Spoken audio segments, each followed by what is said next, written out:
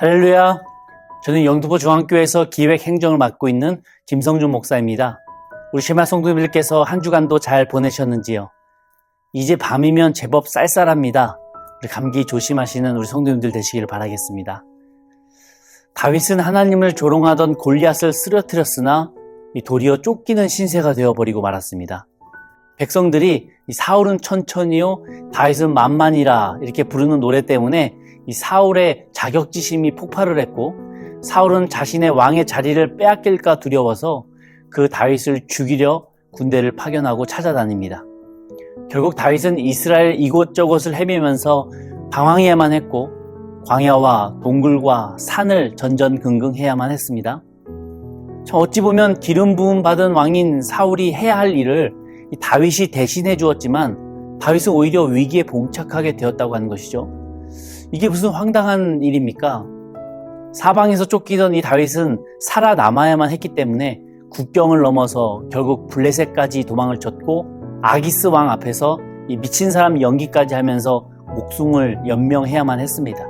그리고 다시 도망쳐 나와 아둘람 굴에서 숨어 지내게 됩니다.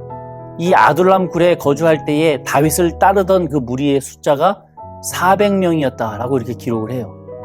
그들은 전부 사울 왕으로부터 도망쳤었던 사람이었습니다. 사울이 얼마나 공포 정치를 했었는지 알 수 있는 부분이기도 하죠. 이 400여 명이 아둘람 굴을 기점으로 지내고 있었을 때였어요. 오늘 1절에 보니까 이렇게 기록합니다. 사람들이 다윗에게 전하여 이르되, 보소서 블레셋 사람이 그일라를 쳐서 그 타작 마당을 탈취하더이다 하니. 그일라 지역은 지금 다윗 일행이 숨어 지내던 이 아둘람 굴과 5km 정도밖에 안 떨어진 곳으로서 이 블레셋 접경에 있는 작은 성이었습니다. 블레셋이 그일라 지역의 타작마당을 공격해 곡식을 수탈하는 그 시기를 이 초여름으로 연구해요. 누군가 다윗에게 도움을 요청했고, 다윗은 그 상황을 알게 되죠. 그럴 때 다윗의 중심에 이 그일라 사람들을 돕고 싶다라고 하는 마음이 드는 거예요. 왜냐하면요, 다윗은 기름 부음 받은 자로서 이스라엘 백성을 지킬 의무가 있었고, 다윗 역시 그 마음속에 이스라엘 백성을 사랑하는 그 긍휼함이 있었기 때문입니다. 그래서 다윗은 어떻게 합니까? 이 사무엘상 23장 2절에 보니까 기도합니다. 이에 다윗이 여호와께 묻자와 이르되, 내가 가서 이 블레셋 사람들을 치리이까? 여호와께서 다윗에게 이르시되, 가서 블레셋 사람들을 치고 그일라를 구원하라 하시니. 우리도 살면서 얼마나 힘이 듭니까? 나 하나 살아가는 것도 힘들어요. 우리 각자마다 날 힘들게 하는 그 블레셋 같은 어려움도 있고, 날 괴롭히고 날 아프게 하는 그 난관들도 다 있습니다. 그게 건강이 될 수도 있고, 인간관계가 될 수도 있고, 자녀와 관련된 일일 수도 있고, 이 배우자나 부모 간의 일일 수도 있어요. 이런 어려운 일 앞에서 우리가 제일 먼저 해야 될 일이 무엇인가? 이 다윗과 사울의 결정적인 그 차이가 나오는데요. 우리는 이 힘든 문제 앞에서 정말 뻔한데, 그러나 정작 하기 힘든 바로 하나님께 그 뜻을 구하는 기도를 묵묵히 꾸준히 해야 된다고 하는 것입니다. 다윗은 혼자 고민하거나 또는 부하들과 상의하기 전에 무엇보다 먼저 하나님께 물어봅니다. 하나님의 뜻은 어디에 있으신가요? 라고 계속해서 구하는 거죠. 하나님은 묻는 자에게 반드시 응답해 주십니다. 묻고 매달리며 구할 때 주님께서 응답과 또 확신을 주신다고 하는 것이죠. 반대로 사울 왕에게는 답해 주시지 않으세요. 아주 간단한 이유인데요. 사울 왕의 기도로 물어보지 않았기 때문에요. 주님께 안 묻고 내 바람대로 했기 때문에. 그럴 때 하나님께서는 대답하지 않으십니다. 하나님의 음성을 들은 그 다윗은 내 동족 그일라 사람들을 구하기로 결심을 하죠. 그래서 함께 있는 그 400명의 사람들에게 그일라로 가자라고 이야기를 합니다. 그럴 때 다윗의 사람들, 즉 참모진들이 어떻게 반응을 하는가? 강력하게 반대합니다. 3절인데요. 다윗의 사람들이 그에게 이르되, 보소서 우리가 유다에 있기도 두렵거늘 하물며 그일라에 가서 블레셋 사람들의 군대를 치는 일이니까 한지라.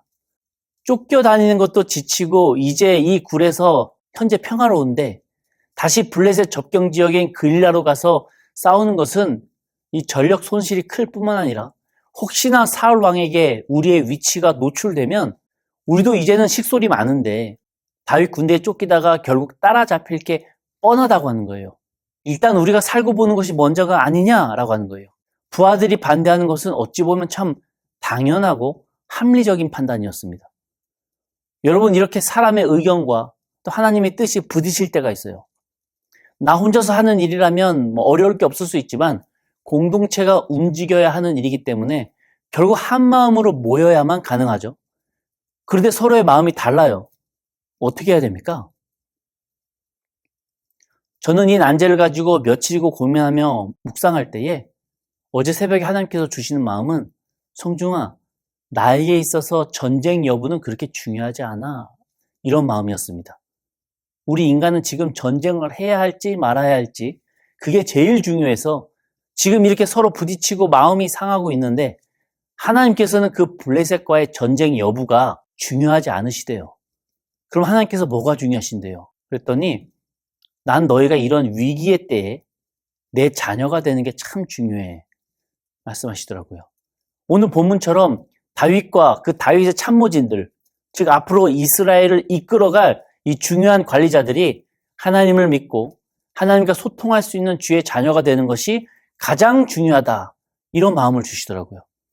내가 받은 그 하나님의 뜻과 다른 사람들의 의견이 부딪히게 될 때 내가 가장 먼저 어떤 행동을 하는가를 보면 내 삶의 주인이 누구인지 알 수 있어요.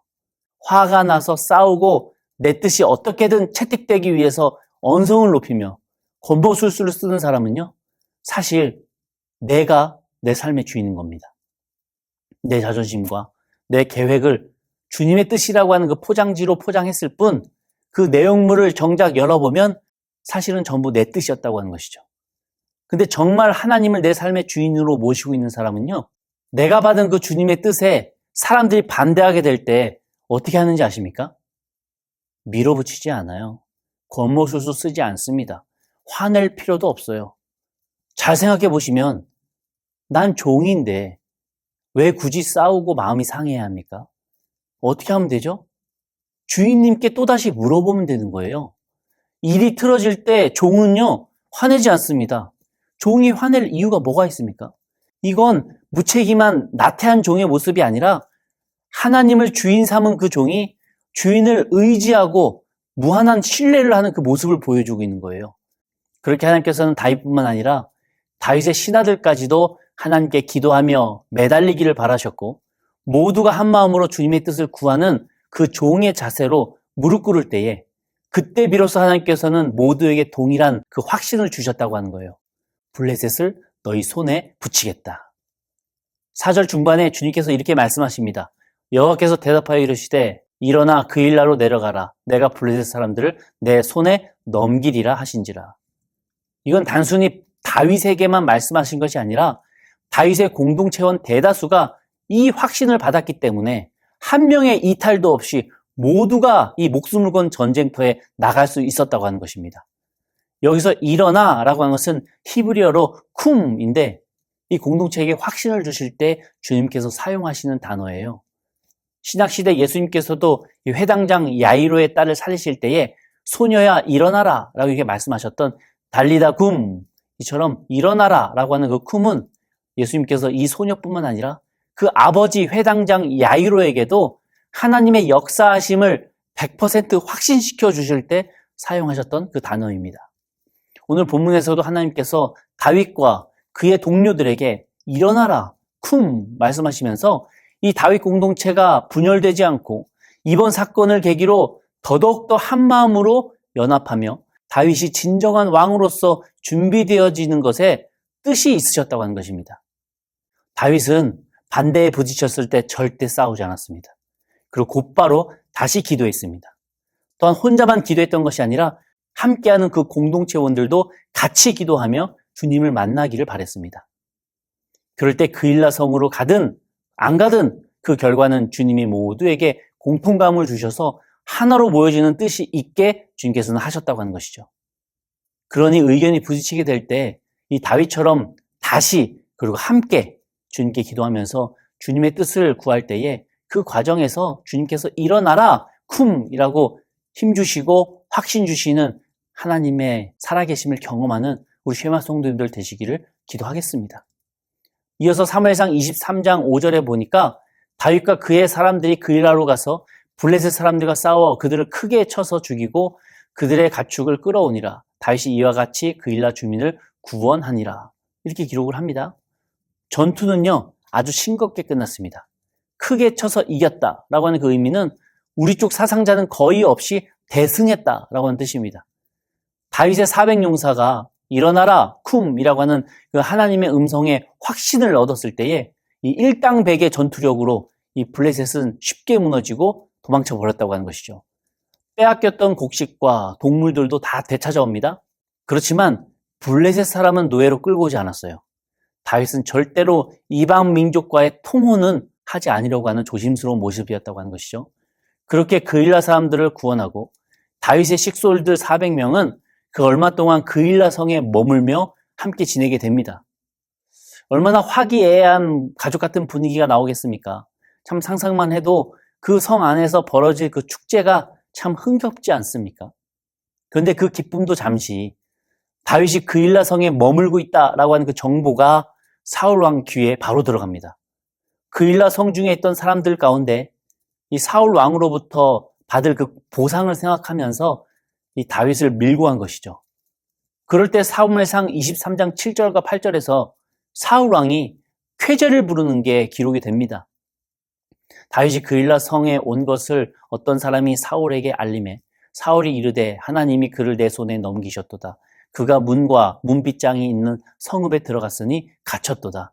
사울이 모든 백성을 군사로 불러 모으고 그일라로 내려가서 다윗과 그의 사람들을 애워싸려 하더니 그럴 때 사울이 뭐라고 말합니까?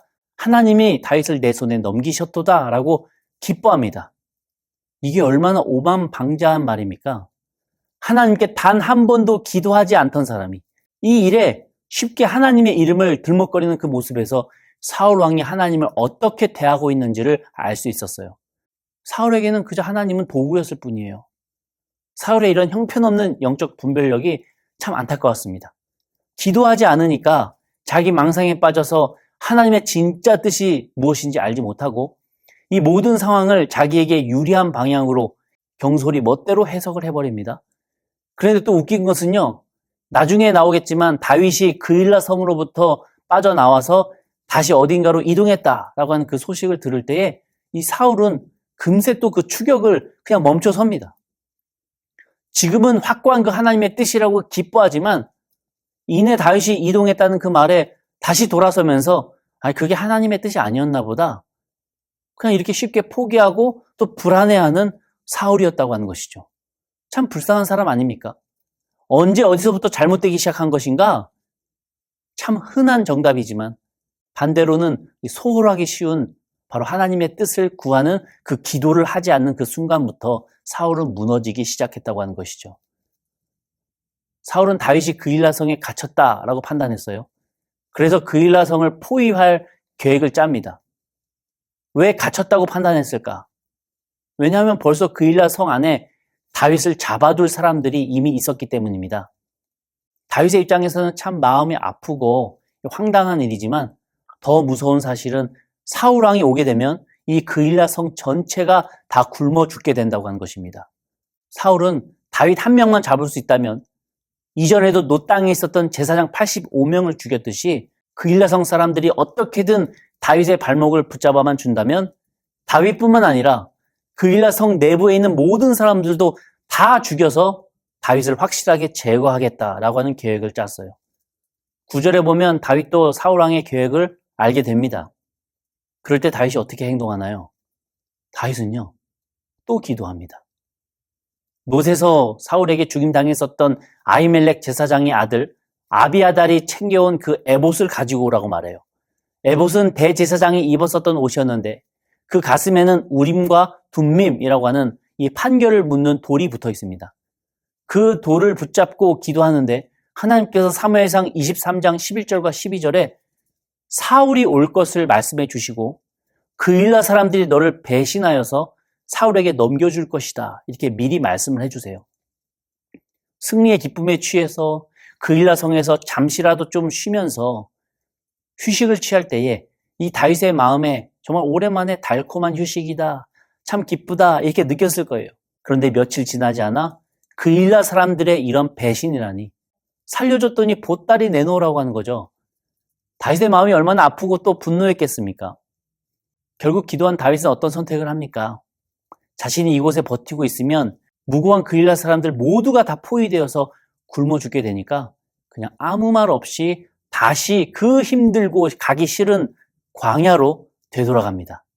또 지긋지긋한 광야 생활을 해야만 했다고 하는 것이죠. 다윗의 측근들이 얼마나 싫었겠습니까? 그러나 다윗은 그 결정을 철회하지 않습니다. 사람이 참 그런 것 같아요. 당장에 내 안전과 내 이익을 위해서라면 날 도와준 사람도 배신합니다.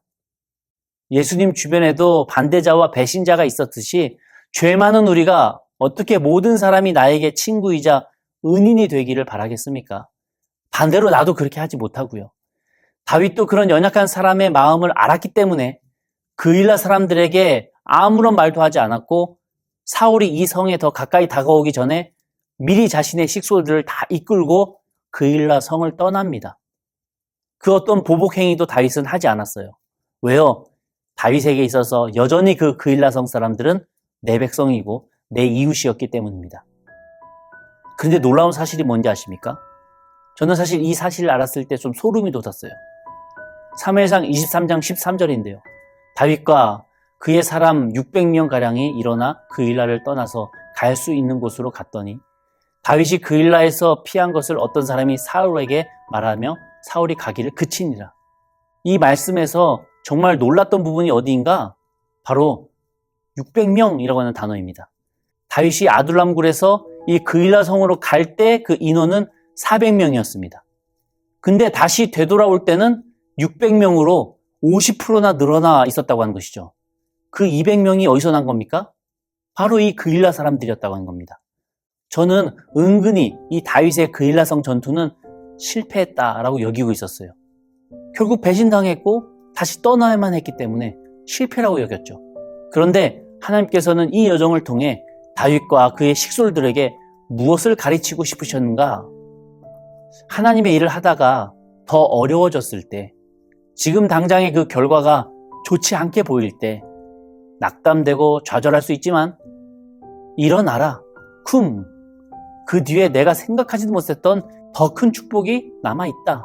주님께서는 이 뜻을 가르치길 원하셨다는 것입니다. 그일라성 전투가 결국 실패처럼 보였지만 그 고난 가운데서 200명이나 사람이 더 늘어난 그 사실이 주님의 뜻을 입증해주고 있어요. 우리 사랑하는 쉐마 성도 여러분, 나는 분명히 호의를 베풀고 은혜를 베풀었지만 오히려 더 어려워지고 위기 가운데 직면하게 되었습니까? 내 코가 석자인데 남을 돕는 것이 바보 같다고 후회가 들 때에 여러분 절망하지 마십시오. 낙심하지 마십시오. 지금은 마음이 무너지지만 오히려 하나님께서는 보이지 않는 더 큰 은혜를 준비하고 계십니다.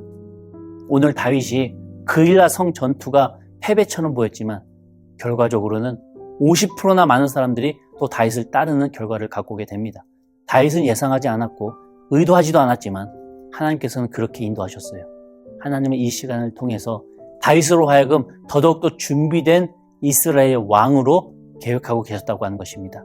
우리 역시도 언제 어디서나 하나님의 뜻을 구하고 하나님을 붙잡는 주의 사람 될 때에 주님께서는 우리 삶을 주님 보시기에 가장 좋은 길로 인도하시는 것을 잊지 않는 우리 쉐마 성도들 되시기를 바라겠습니다. 한 주간도 그런 주님과 동행하시는 우리 모두가 되기를 주님의 이름으로 간절히 축원합니다. 한 주간도 평안하세요.